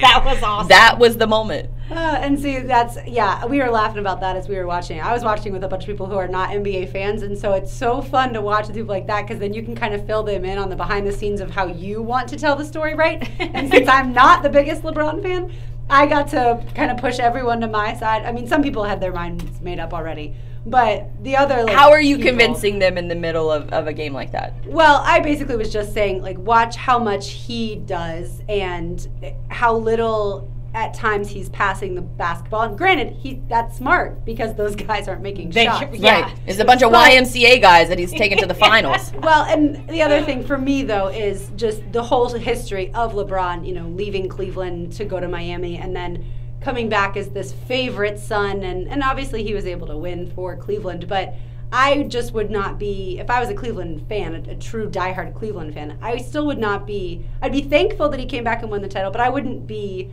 overjoyed, because now he's probably going to leave again. And I just feel like, to be a true hometown hero, you don't leave in the first place and then expect everyone to love you, even though you're probably going to leave. Well, he left because he has a crappy owner, and that's the only reason why I would argue that the reason that he came back was for the fans, and I would also argue that the reason that he left was almost like his college years, because he didn't go to college. He was one of the last few players to go directly from high school to the NBA, and so I think that was him growing up a little bit. I think a lot of people have to spread their wings a little bit and sort of realize what's important in life, and you only realize that by moving away and growing as an adult. And I just find it fascinating that people still hold that against him, that he was just such a young player and he made a media move to have that announcement. And if you listen to interviews, especially with his business partner Maverick Carter, they would have done some things differently. Right. But they did. What they always sort of come back to is I think they raised like $170,000. There's just by that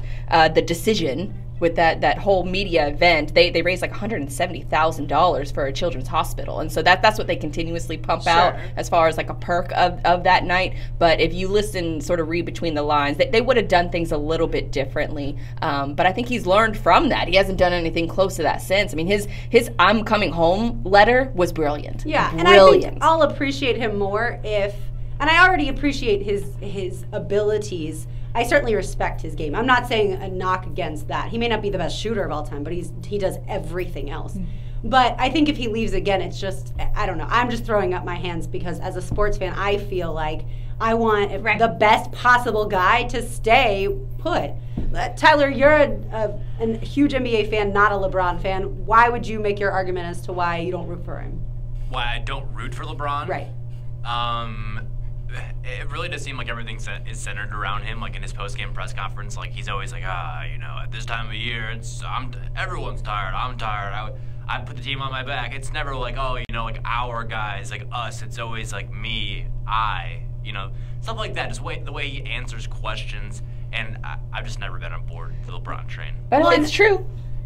See, my issue I think too is he several years ago started the whole legacy talk. I felt like before he was even being asked about it, I felt like he was the one kind of pushing out his legacy. And I guess I'm just a believer that your legacy will be defined once you're done. But when he brings up like, well, my legacy, this and that, it's like, whoa, you're so focused on yourself. I just think that there's a time and a place for legacy. And this is not a LeBron knock, but I'm so over the LeBron versus I think a lot of people are. It's exhausting. It is exhausting. And so that's where it's like his career's not even over. Can we wait to have that conversation? No, it's not. And that's what I said. It's not a knock on him. But I'm just so incredibly sick of that conversation. All right, so you're not a James Harden fan. No. Why not? I'm not. I think he's one of his nickname is Hollywood Harden. He seems to shy away from big moments. He's terrible. I thought his nickname was the beard. No, I think beards make a lot of people more likable, but if you ever seen him without a beard, he's awful. I've never seen him without a beard. It's awful. You don't want to. He looks like a completely different person. He's just, he's the kind of guy that shies away from the big moment. He can't play defense. There's whole clips online of his embarrassing, just lazy efforts at defense. You don't like James Harden. Why? He dumped Khloe Kardashian. No, did he dump her? Yeah. I thought she dumped him for Lamar. She was going back to Lamar, and so she dumped him, which makes him even more of a questionable guy. He's looking it up right now. That I don't know, but I did look up the James Harden without a beard. It's awful. It looks like it's been obviously several years because that beard is huge. But I think it was in game 1 that he had like 550 dribbles in the entire game, and Clay and Steph and somebody else had like 300 combined. And so he's just one of those players. He's not fun to watch. Like I said, he's lazy on defense. He shies away from the big moment, can't hit those big shots. I did say that I hated him last week, and I feel like that's a little bit of a strong term. So I don't hate him, because then he definitely went off that night, and that was one of a key victory for the Rockets. And so I said I probably shouldn't talk crap about him anymore. Do you at least respect his offensive prowess? No. Some of those dunks he had? Yeah, but the last couple games I thought were incredible. I can respect it, I guess, but it's a lot of drama off the court that I don't like about him. And then, like I said, with his play on the court, I think he's lazy defensively. I think that he gets gassed easily at times to where you can't even see him in the TV frame. And then, like I said, he shies away from the big moments, and he just. The idea that he could win MVP this year over a guy like LeBron James is laughable, in my opinion. No, and that part I think most NBA fans recognize that LeBron doesn't have enough MVPs for what he does. But isn't Harden's going to win MVP? Rumored that he's the favorite to win MVP this year, and if he does, that's going to be a laughing stock, in my opinion. Yeah, I mean, To me, the MVP is just silly. Nobody cares about the MVP. Everybody only cares about who wins the ring at the end. At least that's how I feel about Unless it. your team's not in the end, and then you really care. But if you're going to give the MVP to me, I think you should give. If it's a regular season award, give it at the end of the regular season. Don't wait to the end of the postseason, because we're seeing right before our very eyes why the MVP of the league, year in and year out, has and will be LeBron James. I agree with you on that one. Tyler, you cited that you think LeBron can be selfish. What about Harden? Harden is also very selfish. LeBron's game is not selfish. It's the way he speaks. He plays a beautiful brand of basketball, and James Harden does not. Like you said, James Harden will sit there and dance for like half the shot clock and just like go between his legs behind the back and like literally put the defender to sleep, and then he'll make his move. Whereas LeBron will take 2 dribbles and go. Like, he has a plan. He's trying to create a mismatch, whereas James Harden's just playing street ball. So in terms of basketball, James Harden's way more selfish. Do you think the two of them could play together? The two of them could play together. They could play together, but it probably wouldn't work out very well. That's what I think, too. Much of the same reason that the Thunder did not keep James Harden, because you cannot play James Harden and Russell Westbrook and, Kevin Durant together. I will say this, the one about Game 7 for the Cavs Celtics, the one play that I was stunned by, because I haven't really seen LeBron act like this, was when he went down the court and he dunked, and then he stood on the Celtics side off the court and stood there while everybody else went all the way back. And he stood there, did not attempt to run back. Do you know what I'm talking about, Tyler? Yeah, it was a total heel move. It totally felt like a wrestling heel move. Where, right? Like, you just like delivered a steel chair to someone's forehead and you like stared off into the distance. Like, he just gotta make sure they know. Right, it was a total evil move by LeBron. I mean, I sat there and I go, add that to my list. I go, he didn't move at all, and everybody was down the other end. And he knew the cameras were on. It was Yep. that side-eye look looking down the court. He knew what he was doing. Oh, yeah. Another reason why I don't like LeBron is he always knows where the camera is. Always, yeah, he does. Yeah, but he's also outside of the decision. He's never gotten in any. Not that the decision was any trouble, but he's never gotten in any trouble. He's a happily married man, few kids. Arguably makes all the right moves, continuously wants to make his game better, make his team around him better. He dismantled this entire Cavs team and brought in a bunch of, like I said, YMCA players, and he's in the finals again, the 8th straight time. It's just, it's remarkable, and we're never going to see another player like him. So it's almost like my Tiger Woods argument. Just sit back and enjoy it. Yeah, it's hard to hate on someone who is obviously the best at what he does right now, and though he doesn't act the way that you want him to, as humble, and joyous. Humble? But that's what I'm saying. You can't hate on him for that. It's hard. It's very hard to complain like that's the reason why you don't like him. Right. It's hard. The complaints just feel so minor to me, because when you look at the macro, the big picture, everything that he's doing for the game of basketball, and for players and athletes just in general, trying to start his own production, or not started, but he has already started it. To give athletes a voice outside of the sport that they play, and to help them build their brand and to make more money. And I'm in awe of not just the business acumen, but also the play on the court. All right, back to football next as Patty Gomez-Mialco joins us. She is Mrs. New York. We will get into that and how she almost played for the North Florida Pumas, a women's tackle football team. That's next on Helmets and Heels, built by Dreamfinders Homes on 1010XL. All right, everybody up. Come on, hands in. Yeah. Come on, everybody. Let's go. I'm going to text her that we're late. You're leaving? Okay. Is that okay? Yeah, of course.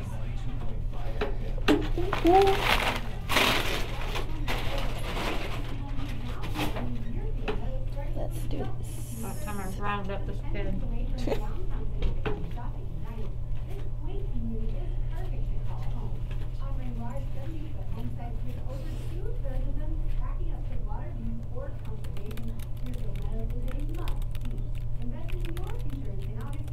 Tyler, you have her number, right? Yeah, is the number in her signature or email? Is that the number? I will tell you for sure in just a second. I was just letting her know we're calling her closer to 8:40 because I had originally said around 8:35, but that way she knows. That number is, the good one that I'm texting her on is 212-920-7752. Is that the one in her signature? Yeah. Okay.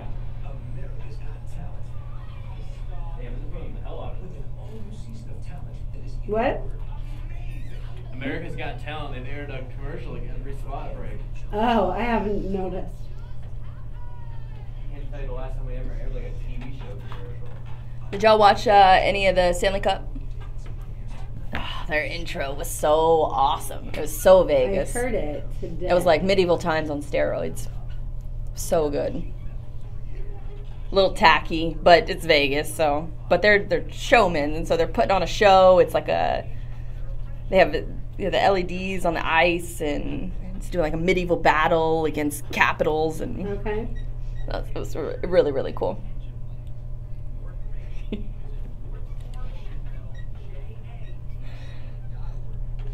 I wish we could have him on the show every show. Have him on the show every show. Have him on the show every week. That's probably what I should say.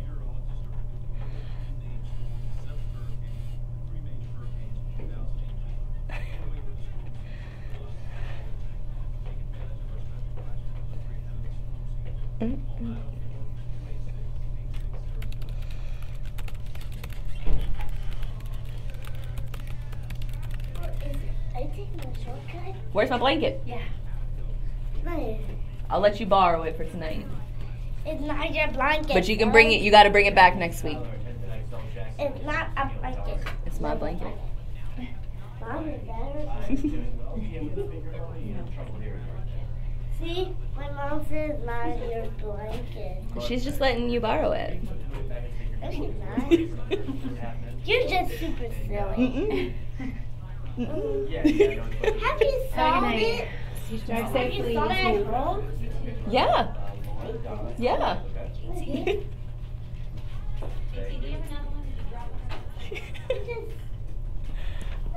What did you lose? Oh. She finds random things like that all over the place. I'm sure.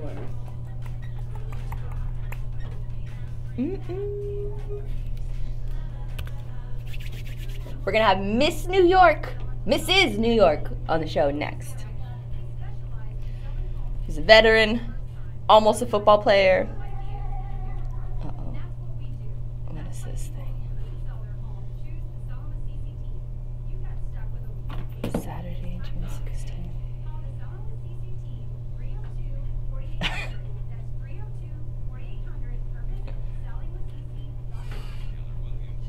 Oh, no.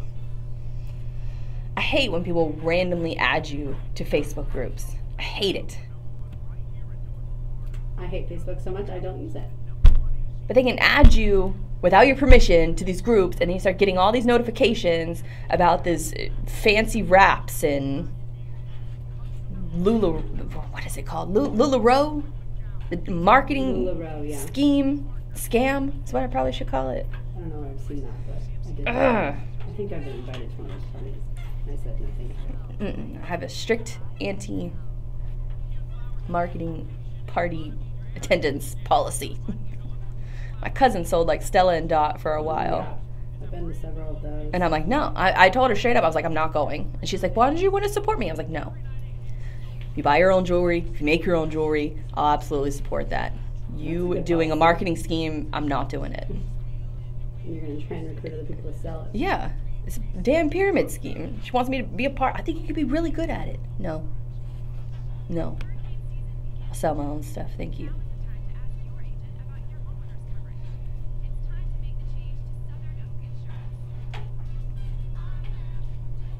I think it's a little over a year, and she stopped.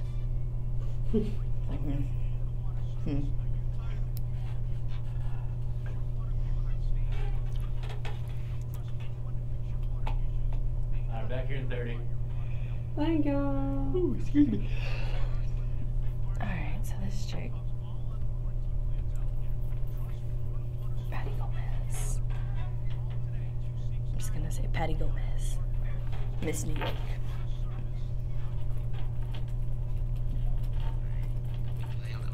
Play your cards right. Let's play cards. I'll see your bet. And, I'll call the Best Bet Poker Show, Wednesday nights at 6 on 1010XL 92.5 FM. Girls just want to talk football. More helmets and heels. Built by Dreamfinders Homes. Presented by Underwood Jewelers and American Window Products. Now on 1010XL, 92.5 FM. They say you can save the best for last. Well, that's what Blythe and I are doing right now as we welcome in a special guest, Patty Gomez-Mialco, joining us now, currently serving as Mrs. New York 2018. Hello, Patty. Thanks so much for joining us tonight. Thank you so much for having me. I'm so excited. We have been so excited since you reached out last week. All right, let's start with the pageant that you won, Mrs. New York. How did you get into pageantry? That's a great question. It's the one I get asked the most because I'm definitely not the traditional pageant type. So I do a lot of volunteering for veteran charities and several nonprofit organizations, and people kept bringing it to my attention, hey, you know, you could raise a lot of money for our organization if you did a pageant, right? And, you know, I brushed it off, of course, and it kept happening, and I thought, you know what, let's give this a shot. So I went for it. I was Mrs. Syracuse for a full year, and then on March 25th, I was crowned Mrs. New York, and I'm not sure who was more surprised, me or all of my family and friends. So, with being in a pageant, obviously there's a lot of, you know, hair and makeup that you have to keep up with. How vastly different was that from military life? Because I imagine you couldn't keep up with it nearly the same. No, definitely not. I mean, don't get me wrong. I like to take care of my eyebrows and I like to do the gloss thing. Nice. The full pageant makeup, it's a lot of work, and I give a lot of credit and I have a lot of respect for now women who do that stuff every day. I definitely try not to, but for appearances and things like that, there's no avoiding it. So you'll be competing for the title of Mrs. America in August in Las Vegas. How do you think that will go? Well, you know, I'm not sure how it'll go, but in my mind, I've already won, in the sense that I've already made a lot of friends. I've already stepped outside of my comfort zone. I've already raised a lot of money for my organization. And to be honest with you, I didn't think I would get this far anyway. So for me, it's already a win. And that kind of takes a lot of the pressure off. I'm not going in, oh, I'm going to win. And I'm not going in, oh, I'm going to lose. I'm going in, hey, let's see what happens. And so with your affiliation with the Pumas, with the North Florida Pumas, what sort of got you into football? Were you always planning on playing, or did it just spark your interest recently? Tell us how that kind of came about. Sure. So I grew up with 4 brothers, so I've been playing sports my entire life. And I'd actually tried out for the Pumas last year, around August, and with the understanding that I would be moving down to Florida for 2 or 3 months to play. Again, not thinking that I would win the pageant. I'm like, okay, so after the pageant's over, you know, my Mrs. Syracuse title is done, you know, and I'll go to Florida for a couple of months. And that's obviously not the way it played out. So I had to call the general manager and say, hey, I have good news and bad news. Good news is I won Mrs. New York. Bad news is, unfortunately, I won't be able to make it down.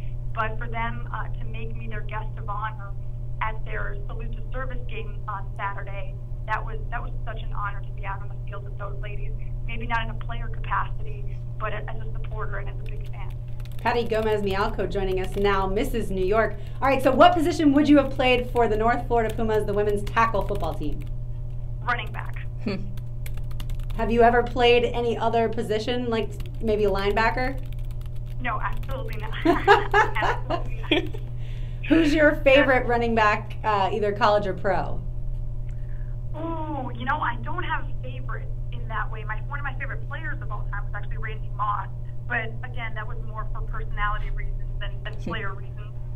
What do you think are the biggest misconceptions about pageants and women's football?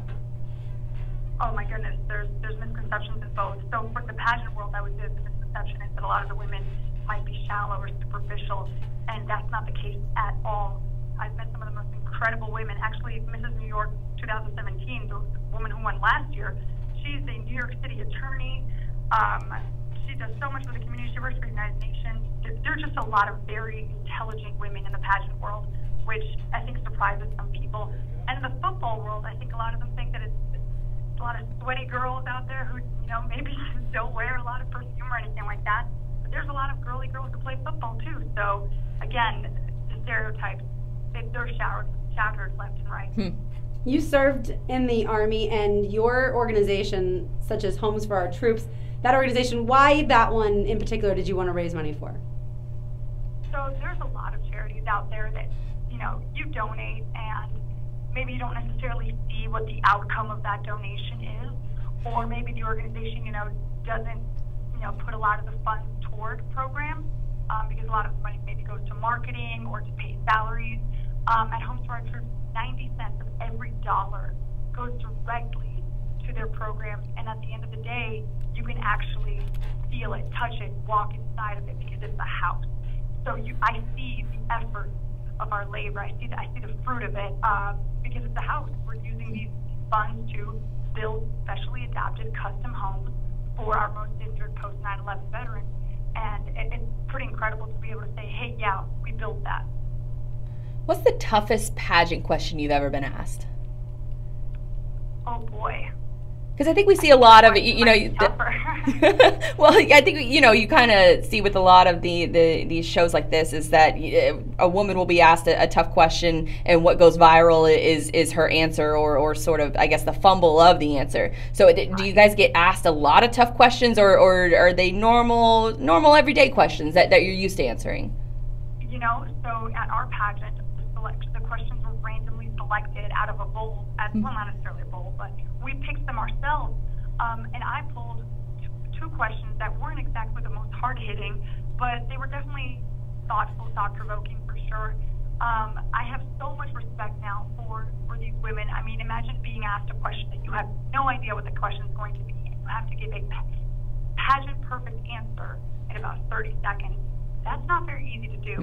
One of the questions I was asked is, what's the single most important key to making a marriage work?